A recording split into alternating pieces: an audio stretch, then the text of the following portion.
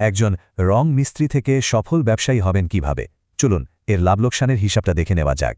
কাজ তো অনেকেই জানেন, কিন্তু দিন শেষে লাভ পকেটে আসছে না। আসল সমস্যাটা কোথায়?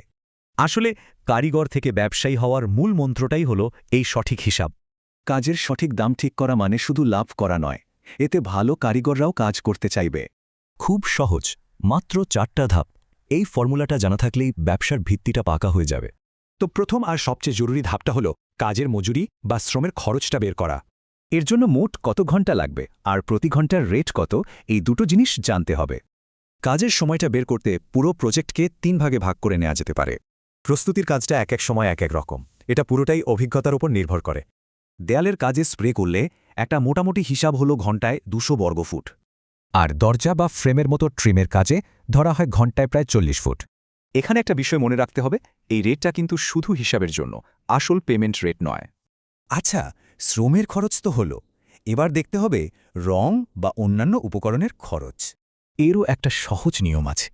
দেয়ালের কাজে যত ঘন্টা, প্রায় তত গ্যালন রং, বাকিটা অনুমান। তৃতীয় ধাপটা তো একদম সোজা, আগের দুটো খরচ শুধু যোগ করে দিলেই হবে। মানে শ্রমের খরচ আর উপকরণের খরচ, এই দুটো মিলেই হলো মোট উৎপাদন খরচ। আর এই শেষ ধাপটাই কিন্তু একজন মিস্ত্রিকে ব্যবসায়ী বানায়, যাকে বলে মার্কআপ। মোট খরচ যা বের হলো সেটাকে 2.4 দিয়ে গুণ করতে হবে, এটাই হবে চূড়ান্ত দাম। কেন 2.4? কারণ এটা 50% লাভ নিশ্চিত করে, আবার ডিসকাউন্ট দেওয়ার সুযোগও রাখে। দেখুন, এই সূত্রটা কিন্তু প্রায় সবসময় একটা কাছাকাছি সঠিক হিসাব দিয়ে দেয়। সফল ব্যবসায়ী হতে গেলে লাভজনকভাবে কাজের দাম ঠিক করাটা শিখতেই হবে। তাহলে নিজের ব্যবসার ভিত্তিটা এভাবে মজবুত করার জন্য সবাই প্রস্তুত তো?